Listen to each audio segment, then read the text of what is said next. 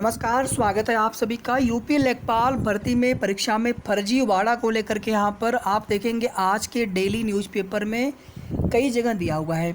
आपको सभी हम न्यूज़पेपर की कटिंग यहाँ पर दिखाने वाले हैं और अब इसमें आगे क्या हो सकता है, क्योंकि आप देखेंगे इसमें चाहे युवा मंच हो या फिर छात्रों की मांग है कि इसमें जो है बड़े स्तर पे धांधली फर्जीवाड़ा यहाँ पर हो सकती है, इसकी जांच होनी चाहिए।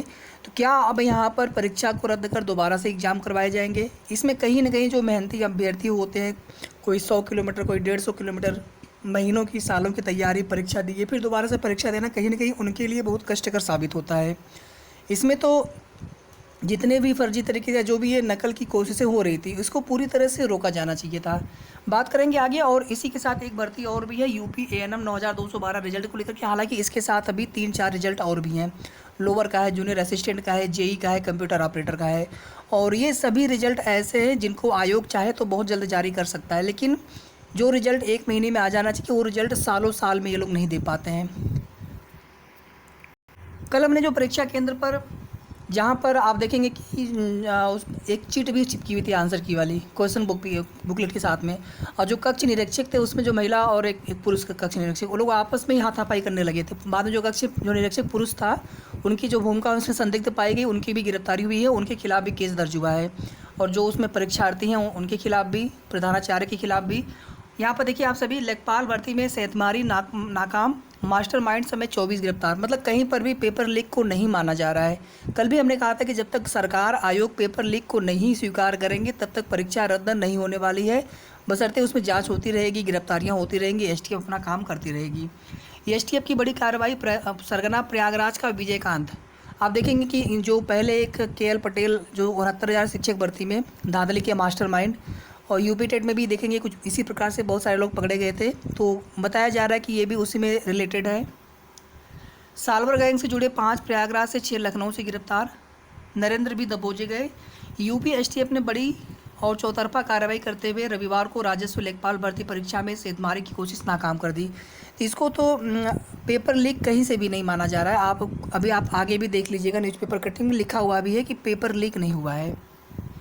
एसटीएफ ने एक साथ अलग अलग जिलों में कार्रवाई करते हुए सालवर गैंग के 24 साथियों को गिरफ्तार किया। इनमें मास्टरमाइंड प्रयागराज का नरेंद्र कुमार पटेल, विजयकांत पटेल। यह गैंग 10-10 लाख रुपए में अभ्यर्थियों को पास कराने का सौदा करता था। हालांकि कहीं से भी पेपर लीक की सूचना नहीं है। एडीजी एसटीएफ अमिताभ यस, हमने इनका वीडियो क्लिप भी आपको दिखाया था, ने बताया कि रविवार को 12 मंडलों के मुख्यालयों पर परीक्षा हुई थी। 501 केंद्रों पर परीक्षा की सूचना भंग करने की साजिश रचने की सूचना मिलने पर कार्रवाई कर साथियों को गिरफ्तार किया गया। इसमें नरेंद्र कुमार पटेल व उसका गैंग कई परीक्षार्थियों को ब्लूटूथ डिवाइस से नकल कराने का प्रयास कर रहा था। सभी साथियों व परीक्षार्थियों को गिरफ्तार किया गया है। वहीं विजय पुराने नकल माफिया केएल पटेल गैंग से संबंधित है। ये इतना बयान उनका था। नरेंद्र को पकड़ा तो सामने आई सच्चाई। ब्लूटूथ डिवाइस के साथ परीक्षा में बैठे थे कई अभ्यर्थी। बाहर जो है कार में बैठ करके वहाँ से आंसर बताया जा रहा था, तो कहीं प्रयागराज से बैठ करके 2 जिलों में जो है नकल कराया जा रहा था। यहाँ पर भी आप देखेंगे एसटीएफ की गिरफ्त में आए सालवर गैंग के सदस्य ऐसे कराते थे नकल। एसटीएफ अफसरों ने बताया कि पूछताछ में सालवर गिरोह के सदस्यों ने अहम खुलासे किए। बताया कि परीक्षा में एक दिन पहले ही वह परीक्षार्थियों को ब्लूटूथ डिवाइस व ईयरबड दे देते हैं। ब्लूटूथ डिवाइस में ऐसे सिम कार्ड लगते हैं, इसी के जरिए परीक्षार्थियों से मोबाइल पर संपर्क किया जाता है, यानी बातचीत करके बाहर से जो है आंसर बताते रहते हैं। 3 लाख रुपए के लालच में फर्जीवाड़े में शामिल हुए थे संदीप और नरेंद्र। मेहनत करने वाले अभ्यर्थी कहाँ जाएंगे? उनकी कितना भी मेहनत कर ले, इसी वजह से ना, जब कट ऑफ लोग बोल रहे थे लेखपाल में 90 प्लस जाएगी, 85 प्लस, 80 प्लस, अगर इसी तरह से फर्जीवाड़ा अगर होता रहा तो फिर कट ऑफ कितना भी हाई जा सकता है, कोई उसकी सीमा नहीं है। जबकि ऐसे आप इन जनरल नॉर्मली देखेंगे 75 बहुत है जनरल के लिए। हालांकि अब यहाँ पर आप लोग जो कल कह रहे थे कि अभी कट ऑफ बताने का कोई मतलब नहीं है, जो पेपर यहाँ पर लीक हुआ है परीक्षा रद्द हो सकती है। देखिए अभी पेपर लीक की पुष्टि नहीं की जा रही है, और जब तक पेपर लीक की पुष्टि नहीं होगी तब तक ये परीक्षा रद्द नहीं होने वाली है, जहाँ तक मुझे लग रहा है।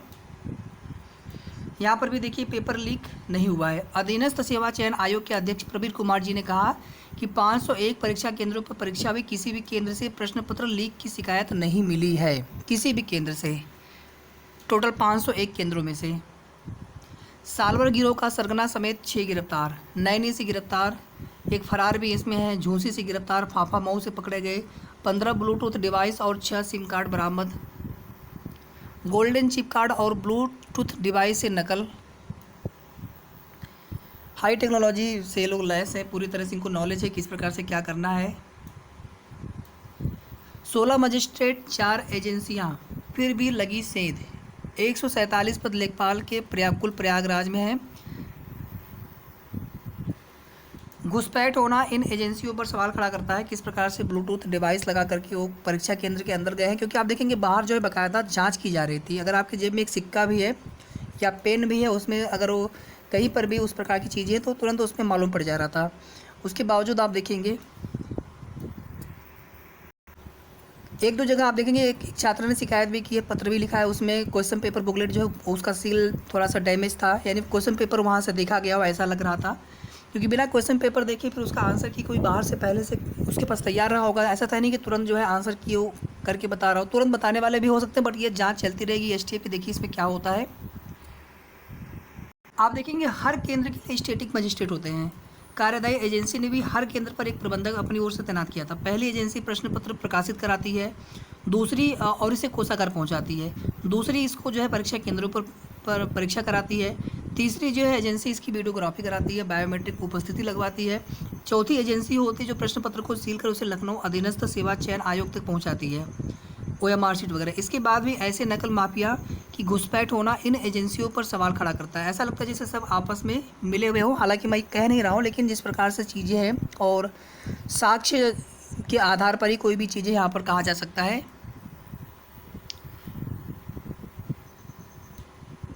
यहाँ पर देखेंगे करेली की परीक्षा केंद्र में नकल कराने पर हंगामा, 9 पर केस। जो हमने आपको बताया कि जो कक्ष निरीक्षक महिला पुरुष आपस में उलझ गए, जो पुरुष थे उनके ऊपर भी कार्रवाई हो रही है कि किस प्रकार से जो क्वेश्चन बुकलेट दिया गया था एक अभ्यर्थी को, तो उस पर जो है आंसर शीट चिपकी हुई थी, वो फ़ोटो भी आपने देखी होगी।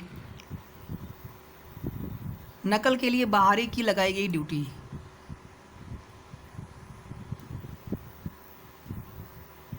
वीडियो डाक सेवा भर्ती परीक्षा में भी किया था फर्जीवाड़ा, फर्जी मार्कशीट बनाकर कराया 5 का चयन।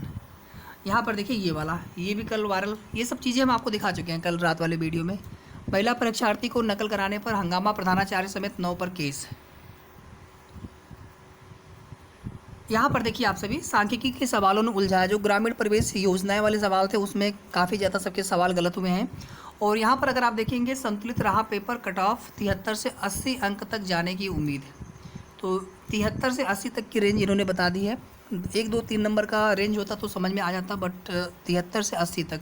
और मेरे हिसाब से जनरल में 75 ±1, इससे ज़्यादा नहीं होना चाहिए, मतलब 74 से लेकर के 76 तक। यहाँ पर देखेंगे पर्चा लीक होने से निरस्त करना पड़ा था यूपी टेट, तो वहाँ पर जो है पेपर लीक की पुष्टि हो गई थी। अब यहाँ पर पेपर लीक की पुष्टि होने पर ही आगे कुछ कह सकते हैं। इसके बाद देखिए यूपी ANM भर्ती, लेखपाल के लिए संबंधित न्यूज़ ज़्यादा होने की वजह से समय यहाँ पर ज़्यादा लगा, तो आपके लिए भी यहाँ पर अपडेट सिर्फ इतना बताना हमें है, क्योंकि हमने कल आपको बता दिया था कमेंट के माध्यम से। कोई वीडियो हमने कल नहीं बनाई थी, कोई भी। परसों लास्ट वीडियो था सुबह वाला, दोपहर वाला, तो उसके बाद कोई भी अपडेट नहीं थी, इसलिए हमने आपको कुछ भी नहीं बताया। और हमने आपसे कहा था कि जब कुछ अपडेट होगी तभी आपको बताई जाए, क्योंकि इस प्रकार से अनुमान से क्या बताना मतलब है। आयोग के इसका कोई भरोसा नहीं है कब तक वो रिजल्ट देंगे। और अभी की जो स्थिति है आयोग की, जब हम लोगों ने फ़ोन कॉल से भी किया था, हमने भी पता किया था, तो वहाँ पे सीधे सीधे ये बोला जाता है कि 1 सप्ताह का समय और लग सकता है। मतलब कितनी बार आप 1 वीक का टाइम लेंगे? इसके पहले बहुत बार आप 1 वीक का टाइम ले चुके हैं, और ये आपका 1 वीक जो है, कौन सा 1 वीक आपका लास्ट वीक होगा ये भी नहीं पता है कि जब आप रिजल्ट दे देंगे ANM का। फ़िलहाल में हम आज आयोग से फिर से फ़ोन कॉल जैसे भी हो पाएगा पता करने का प्रयास करेंगे, और बहुत जल्द आपको सूचना देंगे कि क्या ये लोग कर रहे हैं, कब तक रिजल्ट दे सकते हैं, और साथ ही साथ हमें आगे क्या करना चाहिए। और यहीं पर आप सभी को बता दें कि 5 अगस्त को धरने का भी ऐलान किया गया है।